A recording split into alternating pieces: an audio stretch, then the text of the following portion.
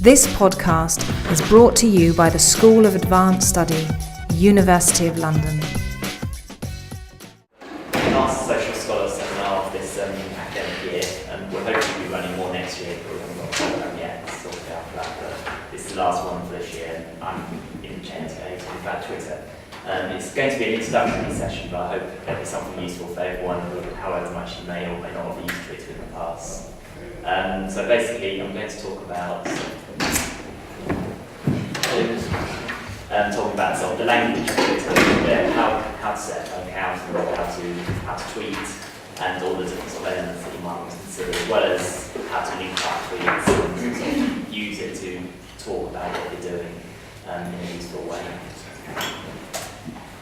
So very basic, what is Twitter? It's a microblogging site, that's what it's officially called. It is well used by academics and humanities, although this does very much vary by discipline and by topic and interest. One of its primary uses is to find out what's actually going on, so it's great for networking and learning about events, projects, research that's happening and so forth, so it's really useful for that. It's good for interaction, so it is possible to build relationships up through Twitter and actually meet people, at least virtually, that you would probably not have done before, which would be useful to your research or to your work in facilitating research or whatever it is that you're doing. The main thing that everyone probably knows about Twitter is that you're restricted in how much you can actually write on each tweet, and it's 140 characters, and that's your limit. So that's what you're working with, which means that you're talking about writing something that's quite short and sweet, and it does require some thought in how you go about doing that. This I've actually borrowed from a different talk that I've done more about social media in general, but this just gives an idea of how Twitter can fit into social media, because it's not just about Twitter, you're actually linking things together most of the time. So you have a website or blog, something like that is what you want to be promoting, and you talk about it on Twitter and Facebook and so forth. You might use images that you've got on Twitter or videos on YouTube and so forth, and you link all of these together trying to make the most use of it. So Twitter is not something to consider as itself in its own right. It's something that's linked in many other different social media tools, and that is definitely worth considering how you make that work. And of course, face-to-face things that you're doing, sort of actual physical things that you're doing links into that as well. It's how you show it online. Very, very basic. Go to twitter.com and follow the instructions to sign on. Get yourself a username and profile. It's very important to think a bit about your profile when you create it, especially if you wanted to make use of Twitter. Give some kind of brief description, biography, something that you feel that describes succinctly who you are and what you're trying to achieve. So if it's you as an individual, you as an institution, how you're going to go about that. Useful to put in your location, London, for example, and time zone. Just gives the people a bit more information about where you're from, because this, of course, is an international site. Any relevant web links, so the School of Advanced Study website or your institution's website. And a profile picture. This is just that little picture in the corner there, and that is very useful for giving people a very quick glimpse of who you are and what you're about. That could be your institution's logo, it could be something that just explains your topic of interest, whatever it is useful just to think about that, and it's quite a small image, so you do need to have a thought about what that image will be, because not everything will fit very well. So logos, for example, can easily be cut off in awful ways if you're not careful. So you do need to think about what that actually is going to be. The next thing you need to do is find people to follow. Basically, Twitter works on a sort of following each other kind of relationship. So you follow other people and they follow you back, and you read what they are putting up on your own timeline. So start off, follow similar institutions, organisations, people of similar interests to you, and hopefully some of them will then follow you back, and that will start building up an online presence on Twitter. One of the other things, as I mentioned, using images, you've got your profile image, but you now have a header image as well that you can use on Twitter. So, for example, the School of Advanced Study one there's got a nice big image there of Senate House. So it just gives you a little bit more indication of where you come from and what you're about. got a very short video kind of showing how that's done, if it will work. Yeah, it does work. So you can see, you go up to your little icon version of yourself and go to your profile page. Then you go to the little button in the corner, which I can't actually read out what that actually says at the moment. And then you get your options to actually put in the images. So you find whatever image it is you want. And voila, then it's floating. Or you can resize it if you would like to. It's good, it's just about right. And eventually, there you go. And it does brighten it up as well as giving you a sort of an indication. I just did that as an example. It sort of doesn't really say much about me, I'm afraid. But yeah, that's basically how you go about it.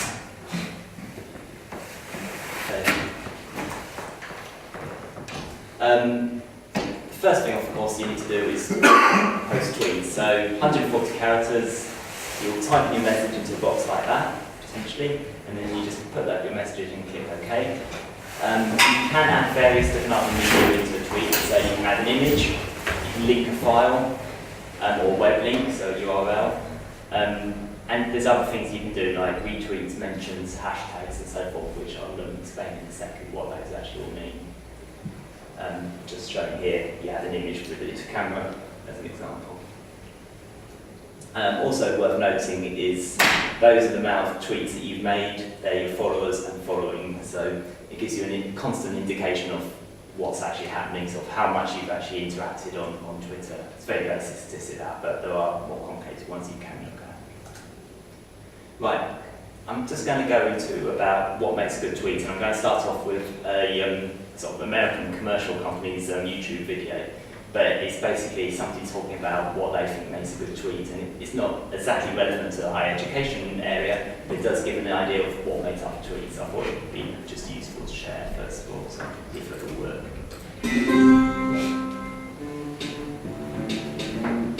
In case you're wondering what makes a good tweet, here are some ideas. I'm kind of all over the place with my tweets because I do so many different things, but I always try and make sure that it's something maybe a little funny, or maybe I'm showing a link. So for example, my friend Brooks happens to be a youth motivation speaker.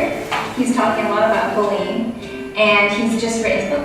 Well, I saw this article from 50 Cent that he's also written a book about bullying, so I decided to tell him about it. So it replied to Brooks, but it also sent it out to my followers. And here's the long version of the URL, and there's 50 with his book.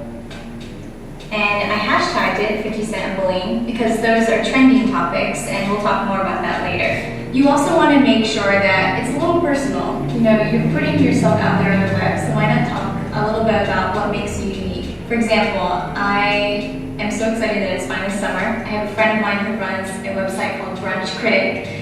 So she talks all about brunch in New York, and she said it's finally summer, and I'm saying, thank goodness it is. And so I retweeted her and then added my own comment.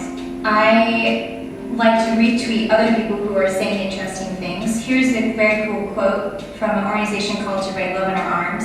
Everything needs to be valued. Everyone has potential to give something back. I thought that was really inspiring for the day, so I thought I'd share it with my followers. Twitter is also a great way for you to engage with your audience. You don't want to tweet at people, you want to tweet with them and get into a conversation. Ask them questions. Tell them about stuff that's interesting to you. Be funny, make jokes, or maybe inspire them.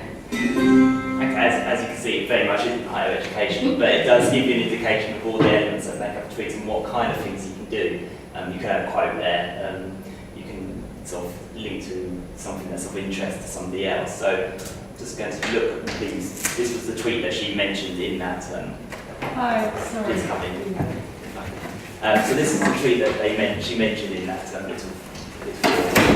And this is kind of giving an indication of the different elements that's the part that makes up that tweet. So you've got the very first bit is the user handle. So @Brooks Gibbs is her user handle, so her username basically, and that's the person's. Oh no, sorry, actually no, it's not hers. That's the person that she's talking about. So this is there's a piece of research that she's discovered. It's from by Brooks Gibbs, so she's giving you access to that person's account basically, so you know who it's originated from.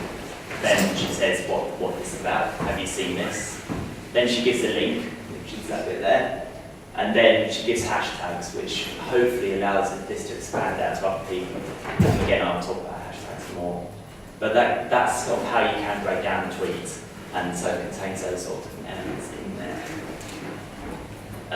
Here's an example from our own account. So the Human Rights MA by HRC News is now offering a Latin America pathway in collaboration with ILAS.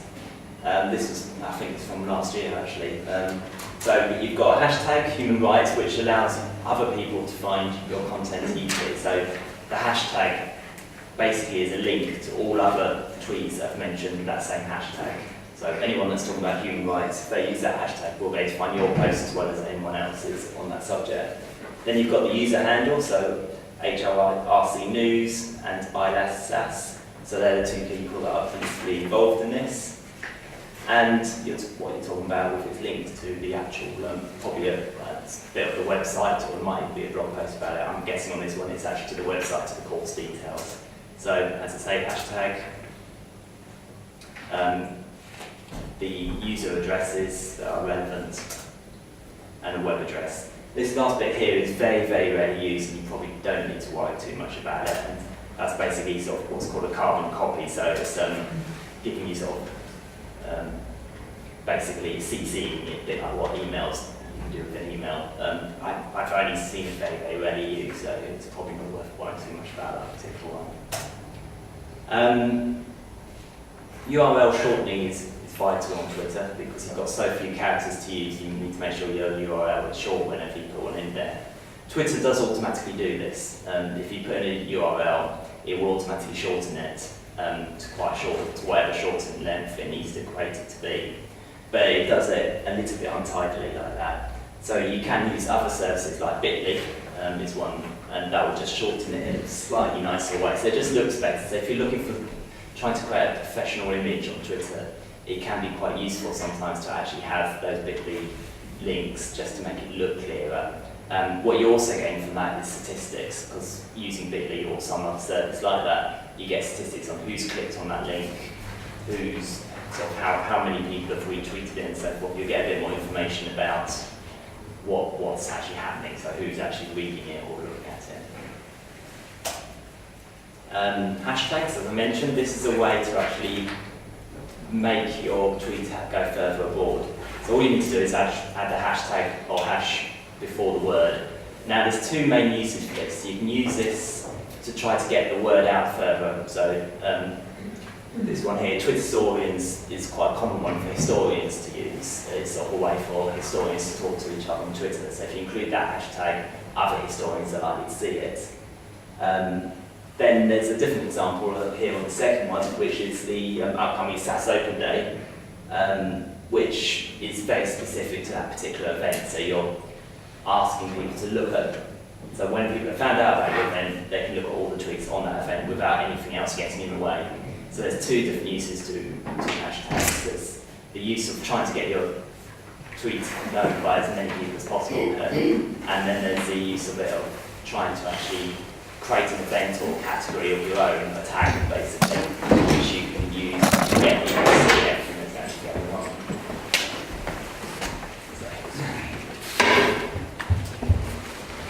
Right, so types of tweeting. You've got 5 main types. You've got messages, which is just plain messages, just leaving 140 characters to whatever it is you're saying. Replies, you're replying to somebody has made a tweet, and this you'll reply to that tweet. Mentions, so you're mentioning somebody else and somebody else's information. And retweeting, where you're literally sort of resending the same tweet that somebody else has created and you're retweeting that.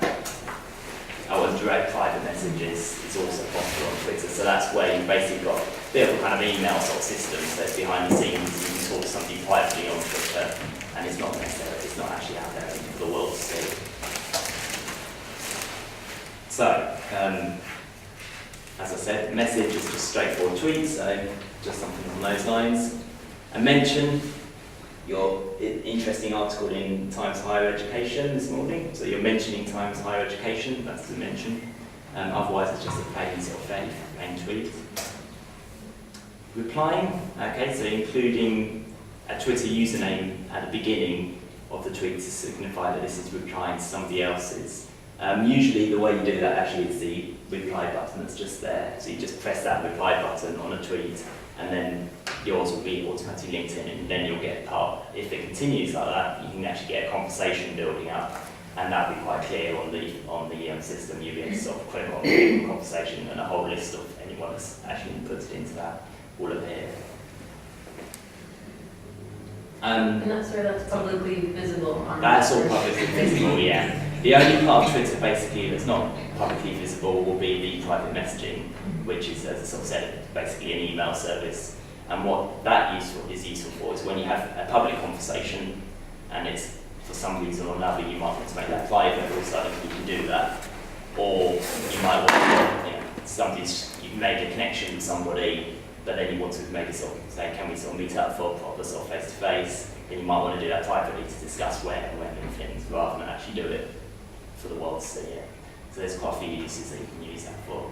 But basically, everything that you do on Twitter is public and general rule, and you must be careful because of that.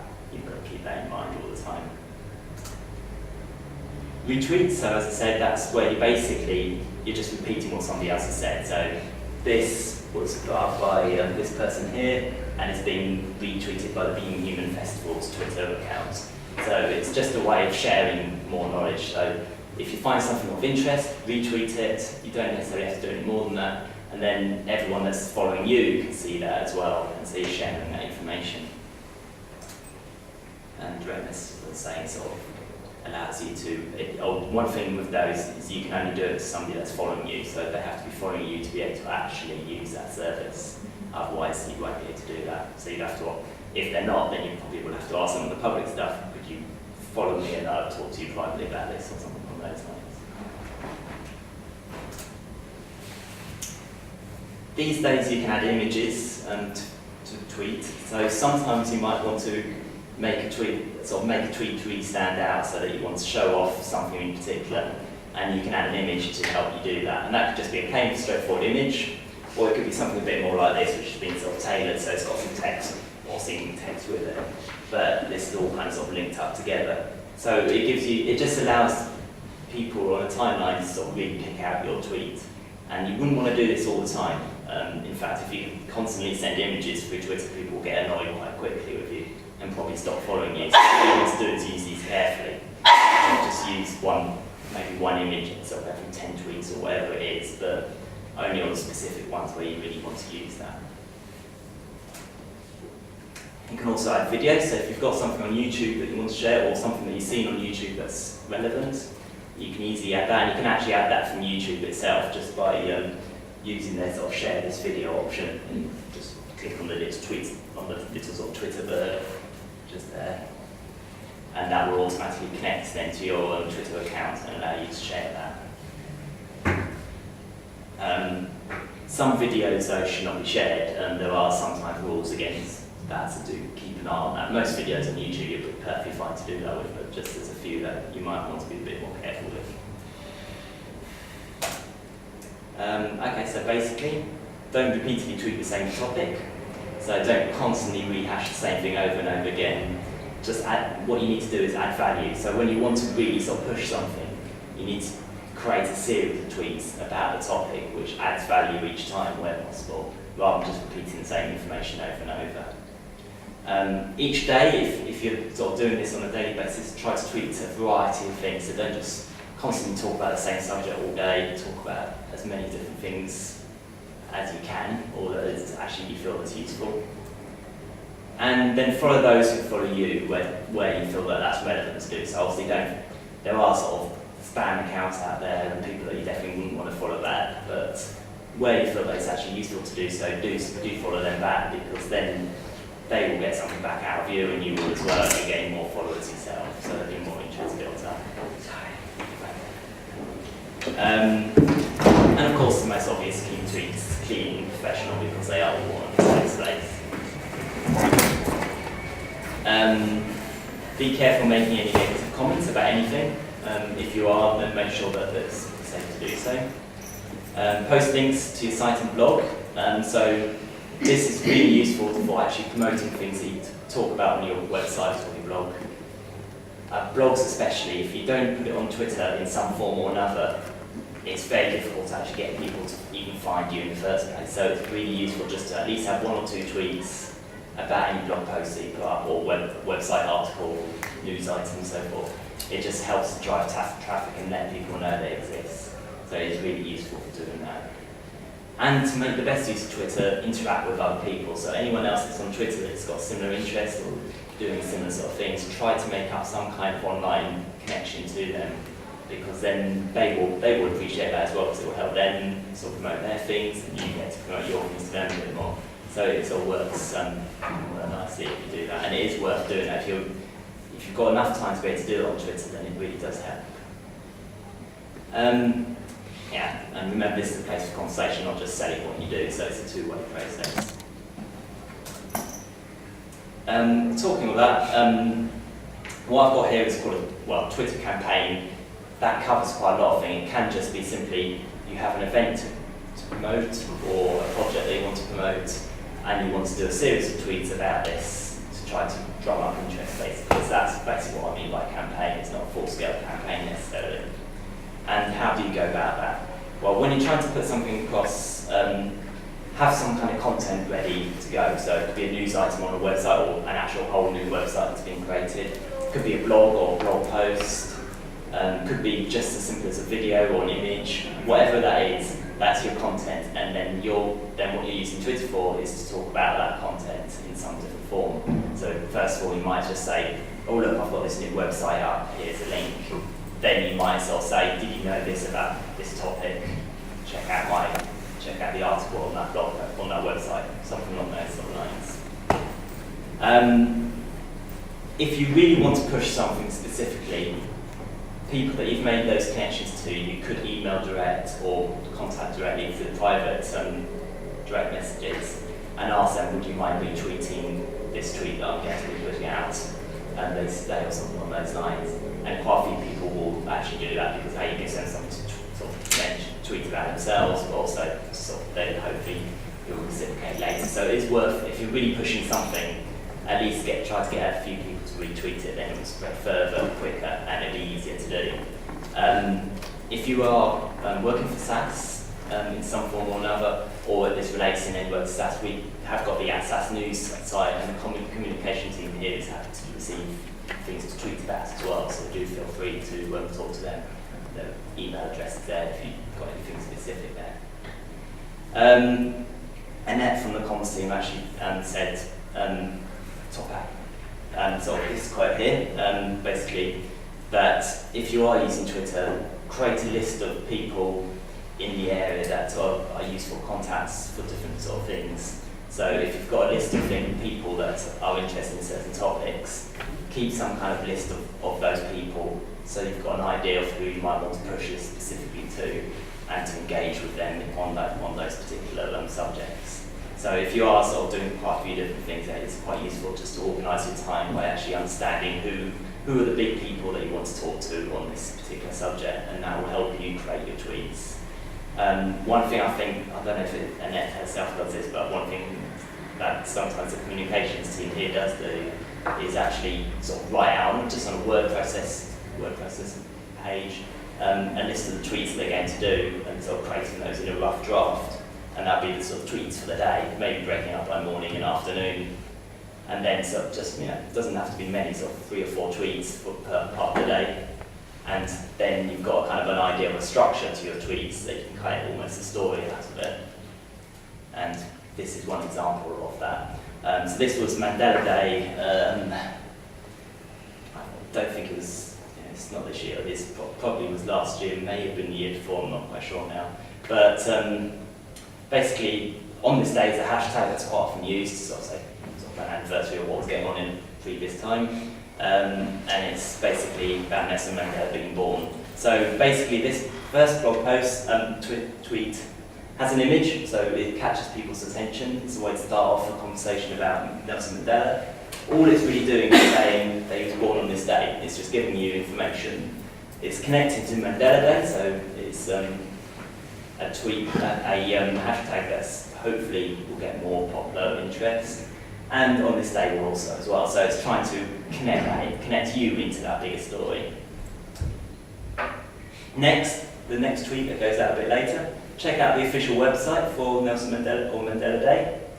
And so that's nothing to do with us, that's a website that just exists, we're sort of sending people to, but also we've got a blog post about this subject, so this is part of what we're trying to promote ourselves. So there's this information about Nelson Mandela, but we've also got our own blog post, and please have a look at that. Next, there's also an event we have later in the year, so you can link some piece of content that you've got right now to something that will be coming up later that you might want to try to either just let people know it's going to happen or actually try to get them to be signing up to. So here's an event for your calendar, keep this in mind, and it gives the link to the event item. Yeah, so that's it on that sort of section there.